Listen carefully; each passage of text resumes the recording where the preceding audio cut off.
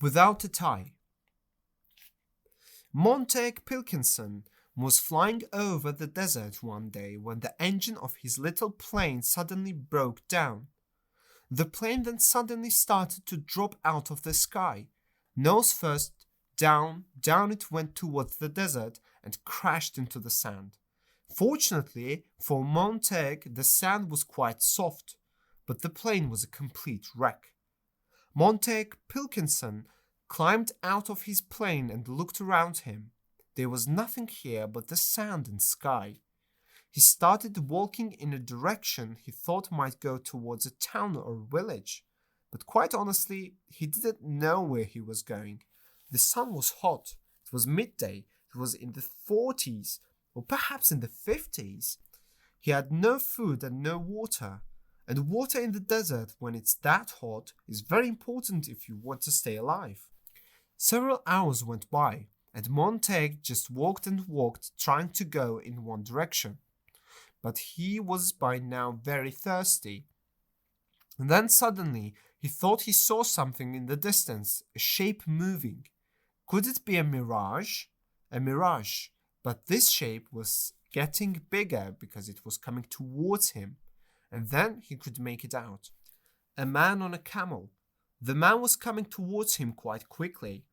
Soon the man came up to Montague on his camel. He was a very elegant-looking man wearing flowing gowns, and he had a long beard, and curiously he had a suitcase. "Good day, how are you? Perhaps you would like to buy a tie." And he opened the suitcase, and indeed, inside were a number of ties. Montague could hardly speak. He was so thirsty, and his throat was so dry. "Give me water. Water, please. I'm dying. I need water." I don't have any water, but I have some lovely ties. I have green ones and blue ones and pink ones and purple ones. I have striped ones and checked ones, or I have ties with little polka dots on them. Would you like to buy a tie?" Montague couldn't understand. He couldn't believe his bad luck. He had actually met somebody in the desert, and he didn't have any water, and he wanted to sell him a tie. "You silly man, can't you see? I need water. Just give me water." "I'm very sorry, I have no water," said the man, and he put his ties away back in his suitcase and closed it up and said goodbye and rode off into the distance. Montague trudged on. Then suddenly in the distance he saw something white. Another mirage?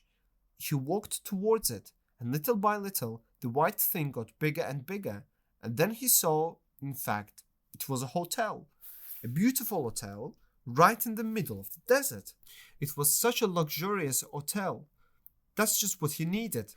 "Oh, thank God for that," he thought, and he went down on his knees, and he said, "Thank you, God, thank you. Thank you for sending me this hotel." He got up and trudged on, and eventually arrived at the door of the hotel. He was really on his last legs. Montague knocked at the door of the beautiful white hotel. Almost immediately, a man opened the door, looking very elegant in a jacket. He was wearing a nice shirt and tie. "Good evening, sir. Can I help you?" Montague said, "Just let me in. Let me in, please." And the man said, "I'm sorry, sir, but you can't come in here without a tie."